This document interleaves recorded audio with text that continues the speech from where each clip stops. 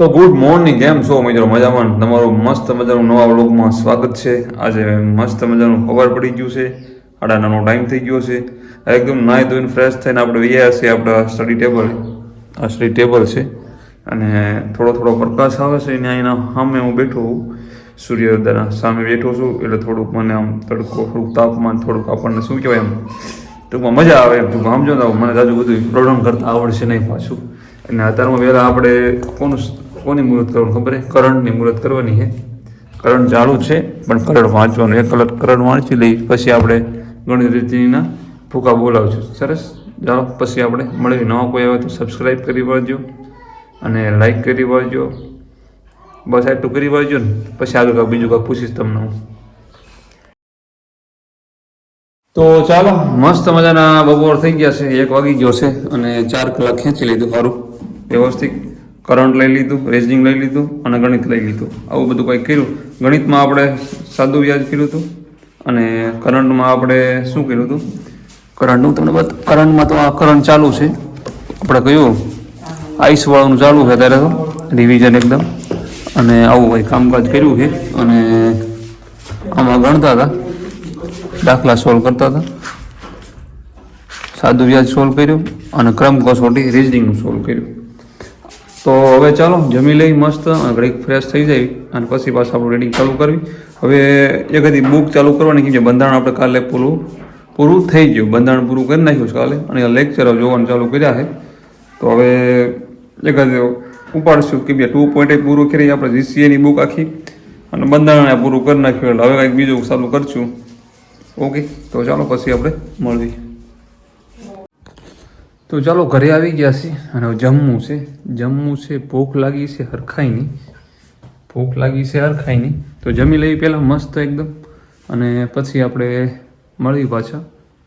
ઘરે કોઈ છે નહીં, ઘરે તમને ખાલી લાગતું હશે પણ આપણે જમી લઈએ આપણી રીતે ગોતીને જમવાનું અને જમી લઈએ. જમવામાં શું હોય? જે જમતા હોય જમવાનું હોય. તો ચાલો 3 વાગવા આવી ગયા છે, ટૂંકમાં 2:30 વાગી ગયા છે. જમી લીધું તો જમીન પાછું ઘડીક થોડોક આરામ કર્યો. આરામ કરીને પાછા આપણે જો ચા બનાવી રહ્યા છે, ચા બની રહી છે તો ચા મસ્ત પી લેવી અને પછી રીડિંગ ચાલુ કરી પાછું.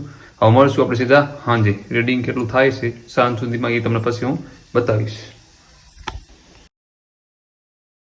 ગયા છે જો 7 વાગ્યાનો ટાઈમ થઈ ગયો છે અને સાયન્સ ચાલુ કર્યું છે.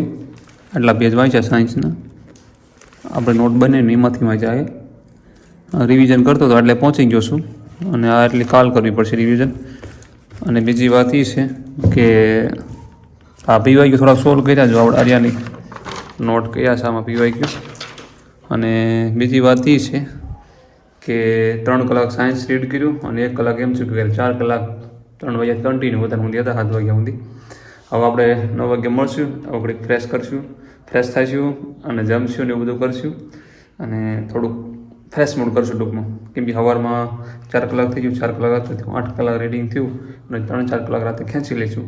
ચાલો પછી મળવી અને જોડાઈ રહેજો વ્લોગમાં એન્ડ સુધી. નવા કોઈ તો સબસ્ક્રાઈબ કરી વાળજો. સાયન્સ સબ્જેક્ટ થોડોક ટફ પડે, થોડું થાય છે પણ આ શું રિવિઝન હોવો વાંધો ન આવે. બાકી તો એ પછી એક બીજી બુક છે આપણે આવે એ એક રિવિઝન કરવી છે. એ રીતના રિવિઝન કરતા હોય, સાઈડમાં તો MCQ સોલ્વ કરતા રહેવી, એ પણ આપણે ફાયદો થાય. બંને કામકાજ ભેગું હોય તો બહુ મજા આવે. તો ચાલો પછી આપણે મળીએ. તો ચાલો રાતના વાગી ગયા છે 12:30 અને આપણે જમીન પછી વી હતા અને રીડિંગ કામકાજ બધું પૂરું થઈ ગયું છે. 9 વાગે ચાલુ કરી નાખ્યું હતું આપણે. અને આ શું લીધું ખબર?